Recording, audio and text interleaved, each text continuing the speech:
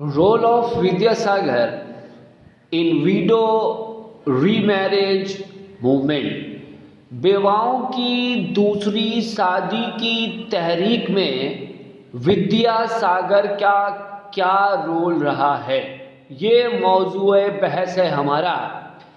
तो हम क्या देखते हैं कि उस ज़माने में हिंदू समाज बेशुमार बुराइयों का शिकार था।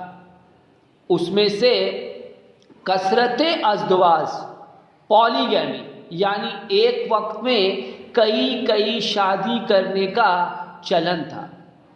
अमीर लोग, जागीरदार लोग जो हैं, ज़्यादा उम्र होने के बावजूद कमसिन लड़कियों से कई शादियां कर लेते।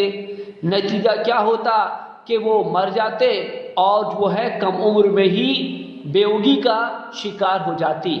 लेकिन बेवा की ज़िंदगी हिंदू समाज में इतनी आसान नहीं थी। बेवाओं को जो है अव्वल तो सती होना पड़ता था, यानी शौहर के चिता के साथ जिंदा जलना। अगर ये ना हो सका तो उनको समाज से बिल्कुल अलग थलग जिंदगी गुजारनी होती थी। उनके सर मुंड दिए जाते थे, वो रंगीन कपड़े नहीं पहन सकती थी। जिंदगी की तमाम तर खुशियों में, तेज त्योहार, शादी ब्याह, किसी चीज़ के मौके पर उनको मनहूस जानकर शरीक नहीं किया जाता था और वो आम इंसानों की तरह लजीज गजाओं से भी लुत्फ़ अंदोज नहीं हो सकती थी। मामूली से गिज़ाओं पर उनको अपनी ज़िंदगी गुजर बसर करनी पड़ती थी। यानी उनकी ये ज़िंदगी जो है मौत से भी बदतर हुआ करती थी। तो दानिश्वरान उस दौर के, जिसमें खास करके विद्यासागर जैसे शख्स शामिल थे, औरतों की खास करके बेवाओं की इस अजियतनाक हालत पर बहुत अफसोस आया और उन्होंने बेवाओं को दूसरी शादी के हक को दिलाना अपनी ज़िंदगी का निस्बुल ऐन बना लिया। बड़ी कोशिशें की।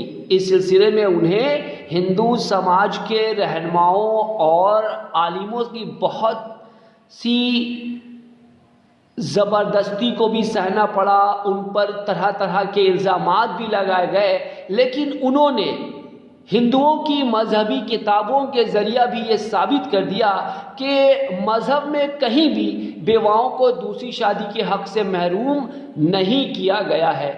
इस सिलसिले में उन्होंने पैम्फलेट बंटवाए और समाज के लोगों की राय तैयार करने की कोशिश की कि बेवा को भी दोबारा ज़िंदगी शुरू करने का हक़ हासिल है। आखिरकार उनकी कोशिश जो है रंग लाई और लॉर्ड डलहौजी, जो उस वक्त हिंदुस्तान के गवर्नर जनरल थे, उनको जो है उनकी इस कोशिश ने बहुत मुतासिर किया और आखिरकार उनकी गुजारिश पर उन्होंने 1856 में विडो रीमैरिज एक्ट 15 के नाम से एक कानून पास किया, जिसके तहत जो है ये तय किया गया कि बेवाओं को भी दूसरी शादी करने का हक है और अगर समाज, अगर उसका ख़ानदान इसकी मुखालफत करता है तो वो कानून की मुखालफत करता है और उसे इसकी सज़ा मिलेगी। इस तरह से उनकी कोशिश की वजह से बेवाओं की ज़िंदगी को एक नया रूप मिला, उन्हें दोबारा से ज़िंदगी शुरू करने का एक मौका मिला और सिर्फ कहने के नहीं बल्कि करके दिखाया। उन्होंने अपने खुद के बेटी की शादी जो है एक बेवा से कराई।